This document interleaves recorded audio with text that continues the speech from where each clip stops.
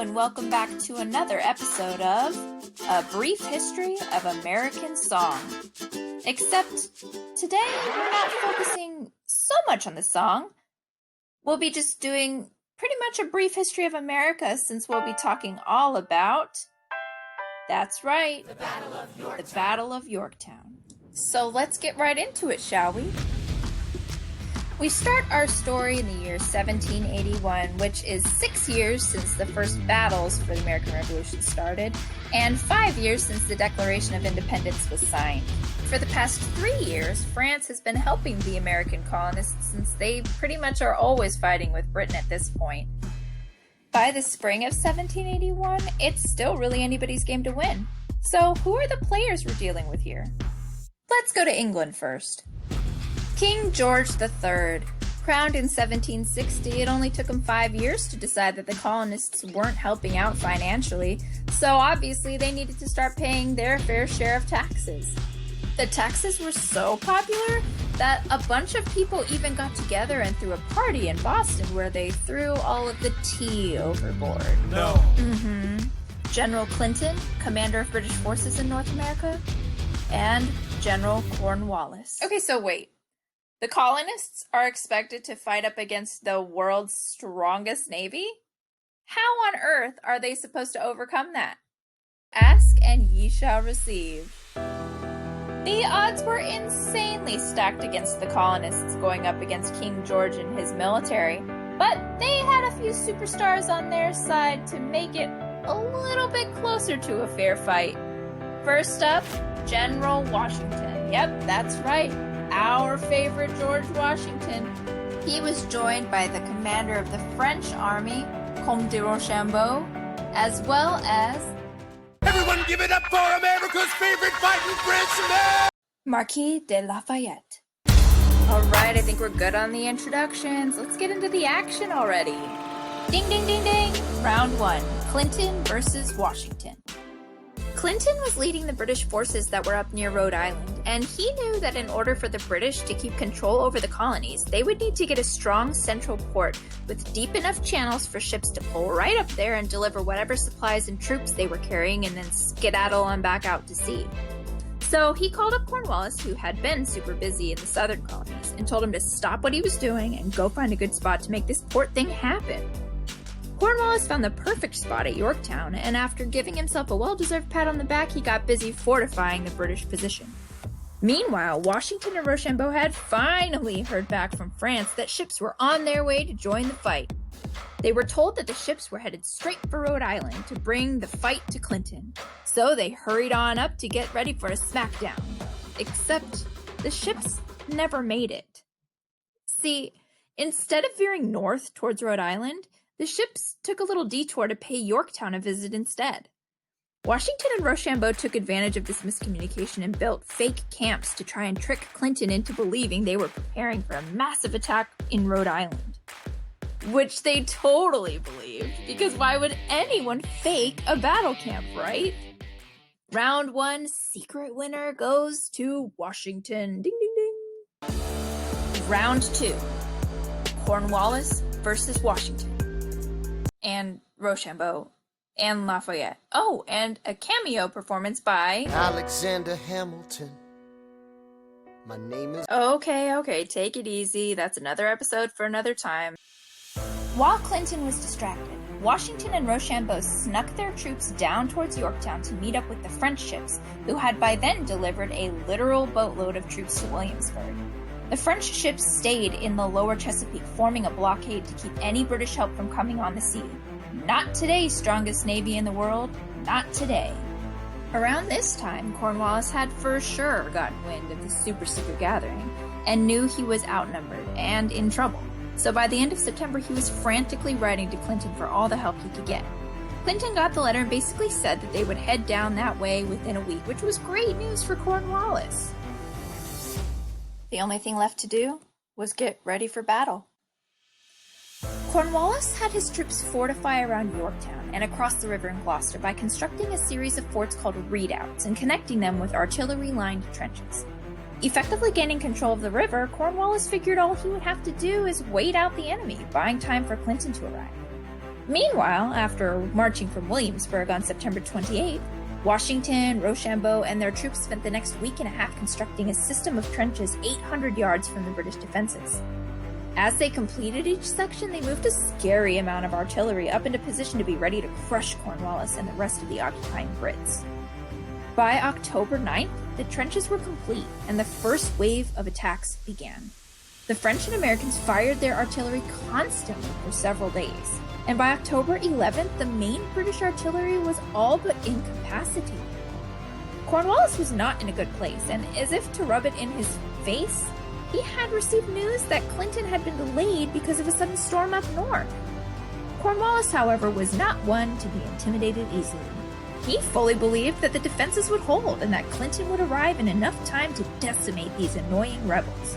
So, he and his troops hunkered down with an unwavering confidence. And you know what? That's a pretty admirable quality when you are getting absolutely trashed by the enemy. You do you, Cornwallis. Since the Allies had successfully taken out the large artillery, they moved closer and began digging trenches that were now 400 yards from the perimeter. There was just one problem. Redoubts 9 and 10 were still up and running, so they needed a plan to take them down. Enter Hamilton. Hamilton, who had up to this point been annoyingly begging Washington for a chance to lead any kind of assault, was finally granted his first real command of the war, and boy did he take it and run with it. He and Lafayette devised a plan where their soldiers would sneak up in the dark of night and take the redoubts by surprise. The key to this plan? No bullets. That's right. In order to make absolutely sure that none of their soldiers would accidentally fire a shot and give away their position, they ordered their men to remove their ammunition and rely solely on their bayonets and other melee weapons. Go big or go home, right? The signal would be a code word, Rochambeau, which to the American ears at the time sounded pretty close to "rush on boys," which was exactly what they needed to do to capture these critical forts. So, on the night of October 14th, they got into position and started the silent march to Redoubts 9 and 10. Hamilton and Lafayette's troops made it to Redoubt 10 first, and quickly took control, sparing any British soldier who surrendered.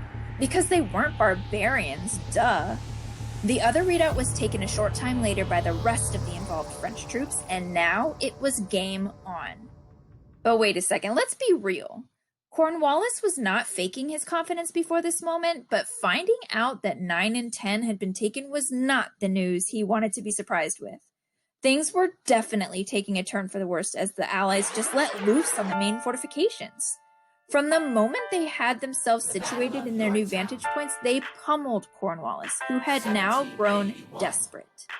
Cornwallis knew there was only one thing left to do: escape across the river to Gloucester. So, on the night of October 16th, he and several other little boats attempted to cross the river, only to be caught in a sudden freak storm around 10 p.m. Talk about having a bad day. Boats began capsizing, and Cornwallis was forced to abandon the escape and return back to Yorktown. There were no options left. At 10 a.m. on the morning of October 17th, a single British drummer boy appeared at the top of the fortifications alongside a British officer waving a white handkerchief. It was over. The Allies had won. Now I know what you're thinking. Wow, that was an amazing story. Thank you so much for sharing, and you wouldn't be wrong. But the story is far from over. Buckle up, Buttercup, because it is about to get all kinds of crazy in here.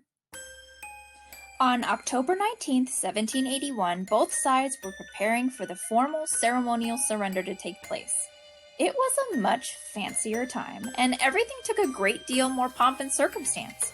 So George Washington, Rochambeau, and the other allies were preparing to accept Cornwallis' surrender. Cornwallis, however, had other plans. Cornwallis must have been the king of all bad luck because he woke up that morning and suddenly was feeling under the weather.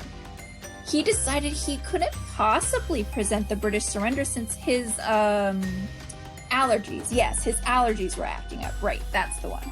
So he sent his deepest apologies, along with his assistant General O'Hara, to meet Washington and the French and American troops. Yeah. Talk about super #rude. Now, Washington had a pretty level head on his shoulders, but Cornwallis's pathetic excuses put him right over the edge. When General O'Hara approached him to offer the British surrender, he straight up refused to accept it. Oh yeah, and he was just getting started. Not only did he refuse the formal surrender, but he made General O'Hara surrender to Washington's second-in-command, General Lincoln. Poor O'Hara, talk about embarrassing. Oh, and Washington didn't even stop there. See, he recalled a battle earlier in the war that the Americans had lost, and the British had been just the worst to them when they offered their surrender. And now it was payback time. Yeah. So it was sort of a tradition for the losing party to play some kind of musical tribute to the victors as they made their walk of shame out of town. But Washington was not about to give them that respectability. Oh no. Not only were the British musicians not allowed to play anything British, obviously, because they super lost, and that would be really dumb of them, but they were not allowed to play any songs honoring the American soldiers or the French soldiers. And maybe today in the modern world, this doesn't seem all that significant, but the musicians were critical in keeping the troops together as their ranks were often extremely long and needed to keep some kind of pace together. The British musicians, who were now not allowed to play any of their formal march music related to any party involved in the battle, were left with the only other song they knew. And get this, it was a drinking song. Yeah, you heard that right. The world's top military at that time had to retreat out of Yorktown playing a drinking song, which was fittingly titled "The World Turned Upside Down." Oh my gosh. Totally savage. General Washington, savage. There you have it. The story of the Battle of Yorktown. And let me just say, before any of you super fans of the battle and all the history start getting on my case about where's DeGrasse? What about the Battle of the Capes? What about Thomas Nelson? What about every other really important detail that you didn't put in this video? I've got one thing to say. This is a brief history. There are so many cool stories about the Battle of Yorktown, but I can't tell all of them because it's brief. So if you're interested, go do some reading. You're gonna have a good time. I guarantee it. And on that note, thank you again for joining me for this episode of A Brief History of American Song. And now for a little tribute to Yorktown Day 2020. And just like that, it's over. We tend to our wounded. We count our dead. Black and white soldiers wonder alike if this really means freedom. Not yet. We negotiate the terms of surrender. I see George Washington smile. We escort their men out of Yorktown. They stagger home single file. Tens of thousands of people flood the streets. There are screams and church bells ringing. And as our fallen foes retreat, I hear the drinking song they're singing.